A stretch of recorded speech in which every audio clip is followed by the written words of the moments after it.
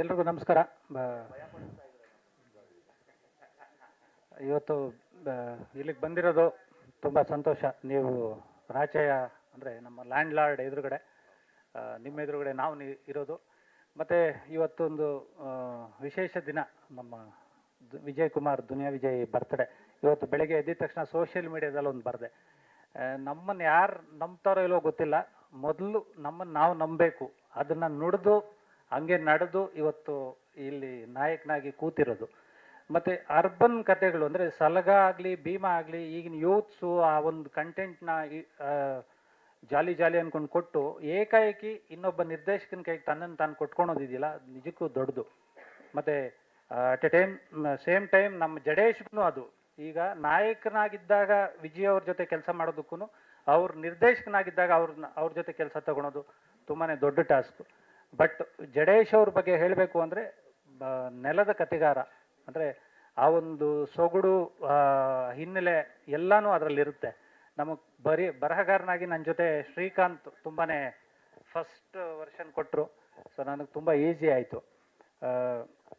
ಅದರಲ್ಲಿ ಬರೆಯೋವಾಗಲೇ ನಮಗೊಂದು ಅನ್ನಿಸ್ತಿರುತ್ತೆ, ಈ ಥರ ಸಿನಿಮಾಗೆ ನಾವು ಪೆನ್ ಹಿಡ್ತಾ ಇರೋದು ತುಂಬ ಖುಷಿ ಆಗುತ್ತೆ ಅಂತ.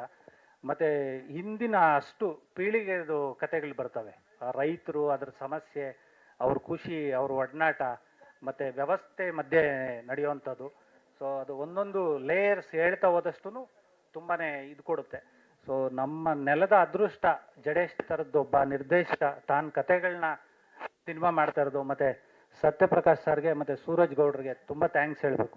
ಈ ಥರದ ಕತೆಗಳಿಗೆ ಅವರು ಹಣ ಹೂಡಿ ಇಷ್ಟು ದೊಡ್ಡ ಮಟ್ಟದಲ್ಲಿ, ಯಾಕಂದರೆ ಹಳ್ಳಿಗಳು ಸಿಗಲ್ಲ. ಇವತ್ತು ನಾವು ಹುಟ್ಟಿರೋ ಬೆಳೆದಿರೋ ಹಳ್ಳಿಗಳಿಗೆ ಹೋದ್ರೇ ಇದು ಹಳ್ಳಿನ ಅನಿಸ್ಬಿಡುತ್ತೆ. ಬಟ್ 70ರ ದಶಕದ ಹಳ್ಳಿಗಳನ್ನ ನಾವು ವಿಷನ್ನಾಗಿ ತರೋದು, ಅದು ದೊಡ್ಡ ಮಟ್ಟದ ಬಡ್ಜೆಟ್ ಬೇಕು. ಸೊ ಸೂರಜ್ ಗೌಡ್ರು ಮತ್ತು ಸತ್ಯಪ್ರಕಾಶ್ ಅವರು, ಜಡೇಶ್ ಅವರು ಹೇಳ್ದಂಗೆ ಏನೇ ಕೇಳಿದ್ರು ತಗೊಳ್ಳಿ, ನಾನು ಇದ್ದೀವಿ ಅಂತ. ಮತ್ತು ಫಸ್ಟು ನಮ್ಮ ವಿಜಯ್ ಕುಮಾರ್ ಈ ಕಥೆನ ಸಿಂಗಲ್ ಟೇಕಲ್ಲಿ ಓಕೆ ಮಾಡಿದ್ದು. ನಾನು ಇದ್ದೆ ಅವತ್ತು, ಅವರು ವುಡ್ ಟೇಬಲ್ ಇತ್ತು, ಯಾವುದು ಕ್ವಶನ್ಸ್ ಮಾಡಲಿಲ್ಲ. ಅವ್ರು ಕೇಳಿದ ತಕ್ಷಣ ಒಂದು 3 ನಿಮಿಷ ಜಡೇಶ್ನೇ ನೋಡ್ತಾ ಇದ್ರು, ನಾನು ಮಾಡ್ತೀನಮ್ಮ ಅಂದರು. ಅದು ಆವಾಗಿನ್ನೂ ಸಲಗ ಆ ಇದರಲ್ಲಿ ಬೇರೆ ಇದ್ದರು. ಮತ್ತು ವಿಜಯ್ ಬಗ್ಗೆ ನಾನು ಯಾವಾಗಲೂ ಹೇಳೋದಷ್ಟೇ, ಯಾವಾಗಲೂ ಸ್ಟ್ರಗಲಿಂಗಿಂದನೇ ಬಂದಿದ್ದು. ತನ್ನನ್ನು ತಾನು ನಂಬಿದ್ದು ಏನಕ್ಕೆ ಅಂದರೆ, ತನ್ನ ಮನೆಯಲ್ಲಿ ತನ್ನ ಅಕ್ಕ ಬಾವ ದುಡ್ಡು ಹಾಕ್ತಾ ಇದ್ದಾರೆ ಅಂದಾಗ, ಸೂರ್ಯ ಅವ್ರನ್ನ ಕರ್ಕೊಂಡೋಗಿ ಕತೆ ಹೇಳು ಅಂದಾಗ, ಸೂರ್ಯದೇನು ಅಂದರೆ ವಿಷುವಲ್ಲು ಸ್ಕ್ರೀನ್ ಪ್ಲೇ ಬೇಸ್ಡ್ ಕತೆಗಳು, ಅದು ಹೇಳೋಕ್ಕಾಗಲ್ಲ. ಸೊ ಇವ್ರ ಅಕ್ಕ ಬಾವ ಏನು ಹೇಳ್ತಾವನೋ ಅವನನ್ನ ಥರ ನೋಡ್ತಾವ್ರೆ. ಸೊ ಅಲ್ಲಿಂದ ಸ್ಟ್ರಗ್ಲಿಂಗ್ ಶುರು ಆಯಿತು. ಮತ್ತು ಎಲ್ಲನೂ ಒಂದು ಚಿಕ್ಕ ಶರ್ಟ್ ಬರುತ್ತೆ ಅಂದರೆ ಪ್ರೊಡಕ್ಷನ್ ಅವ್ರ ಹತ್ರ, ಅಂದರೆ ಆರ್ಟ್ ಡಿಪಾರ್ಟ್ಮೆಂಟ್ ಅವ್ರ ಹತ್ರ, ಕಾಸ್ಟ್ಯೂಮರ್ ಹತ್ರ ಹೇಳಿ ಇದನ್ನು ಎಷ್ಟಾಗುತ್ತೆ, 600 ರೂಪಾಯಿ ಶರ್ಟ್ಗೆಲ್ಲ ಕಿತ್ತಾಡಿರೋಂಥ ದಿನಗಳು. ಮತ್ತು ಜಯಣ್ಣ ಬೋಗಣ್ಣ ಅವ್ರನ್ನ ಅದನ್ನು ಡಿಸ್ಟ್ರಿಬ್ಯೂಷನ್ ಮಾಡಿ. ಸೊ ದುನಿಯಾಗ ಮುಂಚೆ ವಿಜಯ್ ಏನೂ ಅಲ್ಲ. ತದನಂತರ ಮೆಜೆಸ್ಟಿಕ್ ಟ್ಯಾಕಿಸಲ್ಲಿ ಫಸ್ಟ್ 38 ಶೋಗಳು ಹೌಸ್ಫುಲ್ ಓಡುತ್ತೆ.